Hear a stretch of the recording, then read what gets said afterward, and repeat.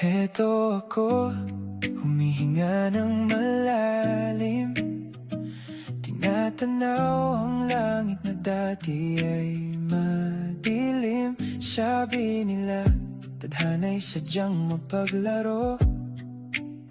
Pero alam ng Diyos na kaya ko ang lahat ng ito. Sa edad kong ito, pagod na akong magmadali.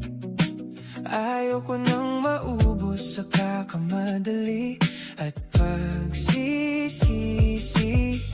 Dahil ang buhay ay hindi lang puro kaba. Mas mahiwaga ito kaysa sa mga problema. Masyado tayong nalunod sa paghahabol sa bukas. Nakalimutan nating ang ngayon ay may wakas. Kaya dahan-dahan lang, namnamin ng sandali. Hindi napapasilaw sa pressure ng marami.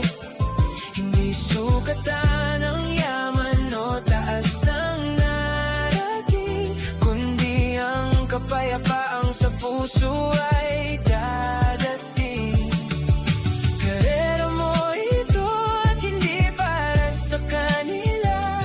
Ang mahalaga ay buo ka at malaya.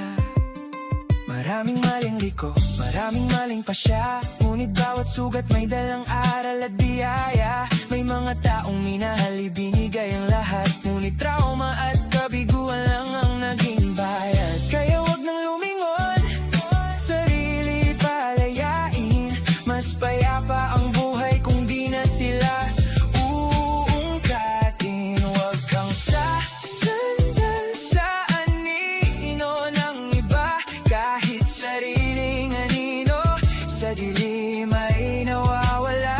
Wag mong ikumpara ang laban mo sa kanila. Iba ang iyong landas, iba ang iyong kanta. Galingan mo lang tol, kahit hila ka pababa. Dahil sa mundong ito husga ay laging handa. Kaya dahan-dahan lang, namnamin ang sandali. Hindi napapasilaw sa pressure ng marami. Hindi sukatan ang yaman o taas ng narating, kundi ang kapayapaang sa puso ay dadating.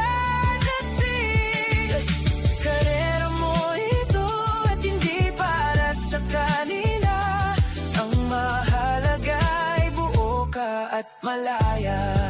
Saka lang naman sila magbibigay ng papuri kapag ang hininga ay wala na sa labi. Kaya habang gising, piliin ang huminahon sa bawat pagsubok, sa bawat